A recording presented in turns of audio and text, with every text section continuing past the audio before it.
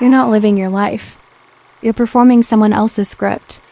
Every morning you wake up and play a character written by people who died 100 years ago. Your values, your goals, your definition of success, none of it is actually yours. And the worst part? You don't even know it's happening. This isn't some self-help nonsense. This is about something far more serious. Friedrich Nietzsche, a philosopher who wrote in the 1800s, saw this coming.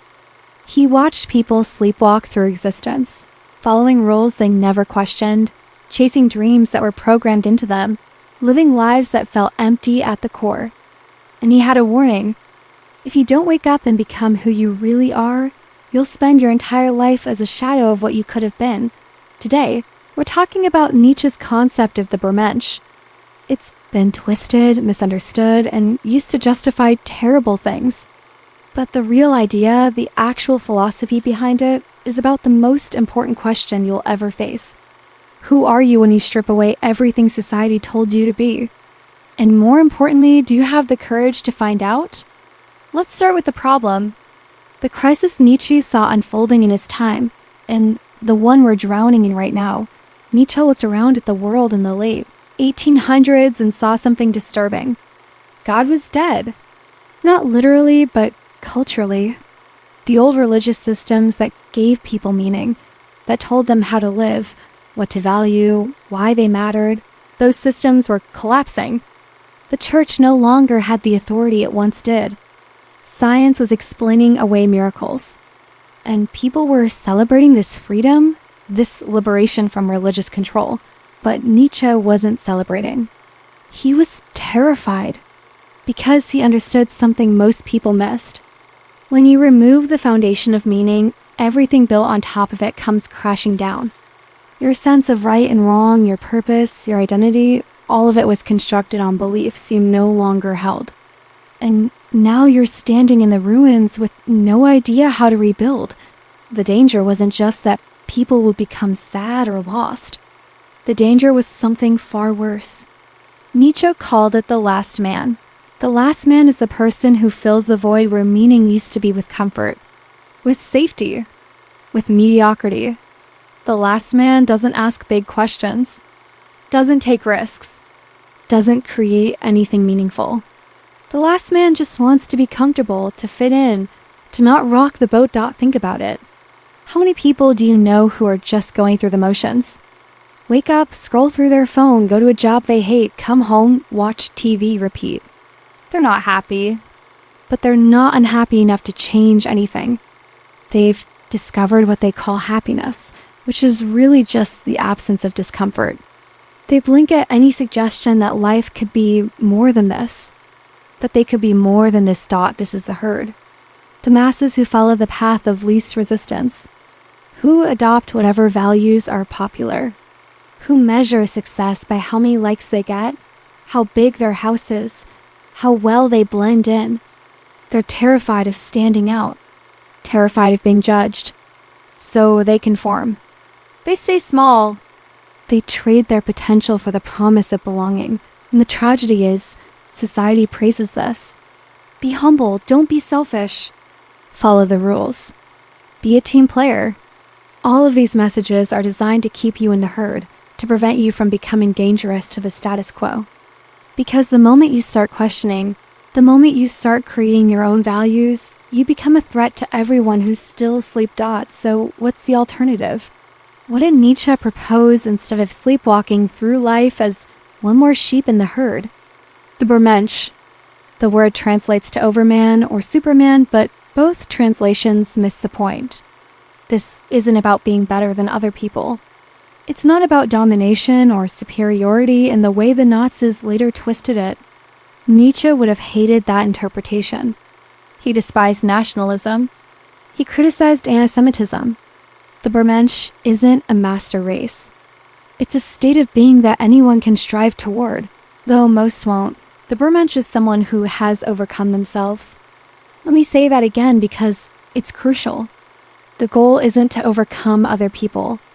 It's to overcome yourself, to overcome the version of you that was shaped by fear, by conformity, by other people's expectations, to overcome the need for external validation, to overcome the comfort of not trying, to overcome the safety of fitting in. Nietzsche described this journey through 3 transformations: the camel, the lion, and the child. Each stage represents a different relationship with values, with meaning, with who you are. You start as a camel. The camel is a beast of burden. It kneels down and lets people load it up with weights. It carries these weights across the desert without complaint. This is most people. They let society, their parents, their culture load them up with expectations and rules and beliefs.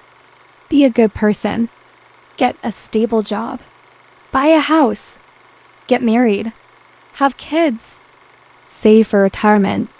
The camel carries all of this dutifully, believing this is just what you're supposed to do. But some camels grow tired. They feel the weight crushing them. They start to ask why. Why am I carrying all of this? Who decided these are the right values? What if there's another way? When that question becomes loud enough, the camel transforms into a lion. The lion's job is to fight the dragon. And the dragon's name is They Shalt. Every scale in this dragon is a rule you were told to follow. Thou shalt be humble. Thou shalt not be selfish. Thou shalt obey authority. Thou shalt value what everyone else values. The lion says no. The lion roars. The lion fights for the freedom to say I will instead of I must. This is where a lot of people get stuck. They break free from the herd. They reject the old values. They burn down the structures that confine them. And then they're left standing in the ashes, wondering what comes next. The lion is powerful, but the lion can't create. It can only destroy. That's why there's a 3rd transformation. The child is creation. The child is innocence. Not naive innocence, but the innocence that comes from looking at the world with fresh eyes after you've torn down all the illusions. The child plays. The child creates their own games, their own rules, their own meaning. The child doesn't need permission, doesn't need validation. The child creates because creation is joy. This is the Übermensch. Someone who has moved through all 3 stages, who carried the weight, who fought for freedom, and who then used that freedom to create something beautiful, to become who they really are. But what does that actually mean? Become who you are. It sounds like a contradiction. How can you become something you already are? Here's what Nietzsche understood. There is a difference between your authentic self and the performance you've been putting on. Deep down, beneath all the conditioning, beneath all the fear, there's a unique combination of drives, desires, talents, and perspectives that make you different from everyone else. That's your fate, your spiritual DNA. It's not something you invented. It's something you discovered, but most people never discover it. Because discovering it requires something brutal. It requires you to strip away everything that isn't you. And that means facing the void. That means admitting that maybe everything you thought you wanted was just programming. That maybe the person you think you are is just a mask. Nietzsche called this process self-overcoming. And it's not comfortable. It's not safe. It's standing in front of a mirror and asking yourself the hardest questions you've ever asked. Do I actually want this career, or did I choose it because my parents approved? Am I actually happy in this relationship, or am I just afraid to be alone? Do I actually believe these things, or did I adopt them to fit in? Self-overcoming means taking every value, every belief, every habit you have and putting it on trial. Guilty until proven innocent. And if it doesn't serve your authentic self, if it's just baggage from the herd, you let it go. No matter how scary that is. No matter how much it changes you. This is where Nietzsche's idea of the death of God becomes practical. You can't look to some external authority to tell you what's right anymore. Not God, not society. Not your parents. Not some moral system that claims to have universal truth. You have to create your own values. You have to become your own authority. And that's terrifying because it means you're responsible. Completely responsible. There's no one else to blame. No rule book to hide behind. No herd to disappear into. You have to stand alone, look at your life, and decide what matters. Nietzsche used the phrase amor fati, love of fate. It means saying yes to your life exactly as it is. Not just the good parts, all of it. The pain, the mistakes, the things that broke you. Because all of it shaped who you are. And who you are when you strip away the masks, when you overcome yourself, that's worth loving. But here's the thing most people miss about Nietzsche. This isn't about becoming perfect. The Übermensch isn't some ideal state you reach, and then you're done. It's a direction. It's a constant process of overcoming, of creating, of becoming. You don't arrive. You keep moving. Because life isn't static. The values that served you 5 years ago might not serve you now. The person you are becoming might need to be overcome again. This is the eternal return. The idea that you have to live this life as if you would live it again and again forever.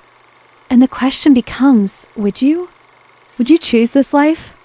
Would you choose yourself?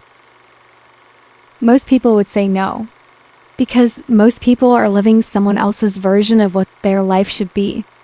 But the Übermensch looks at their life, with all its chaos and struggle and pain, and says yes. I would choose this. I would choose me. Not because it's easy, but because it's real. Now, here's where it gets uncomfortable.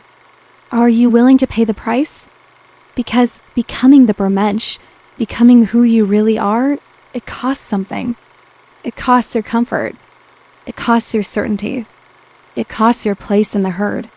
When you start creating your own values, when you stop performing the script, people notice. And they don't like it. Because you remind them of what they're too afraid to do themselves. You'll be misunderstood. You'll be criticized.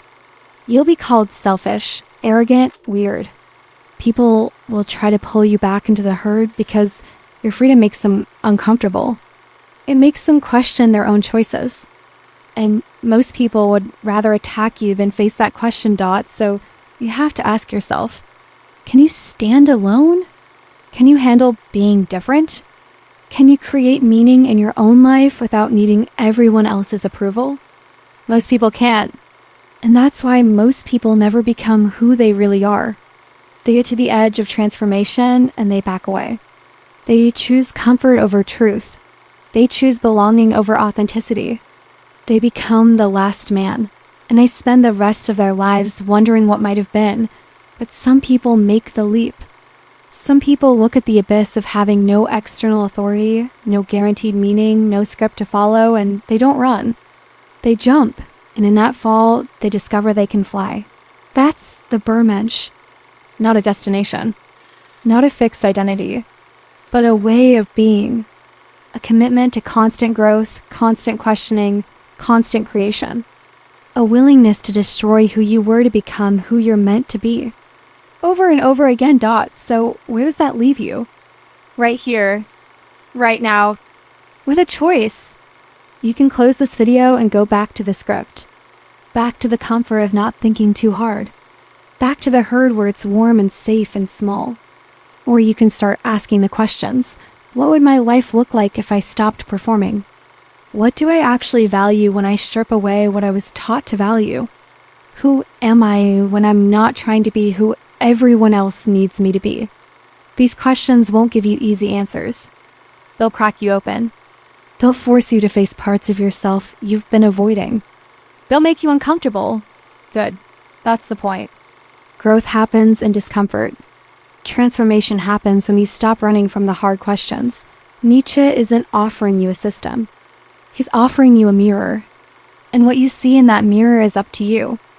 But if you look long enough, if you're honest enough, you might just see the person you were always meant to become. The person beneath the mask. The Übermensch waiting to be born. The choice has always been yours. The question is, are you ready to make it? Subscribe if this made you think differently.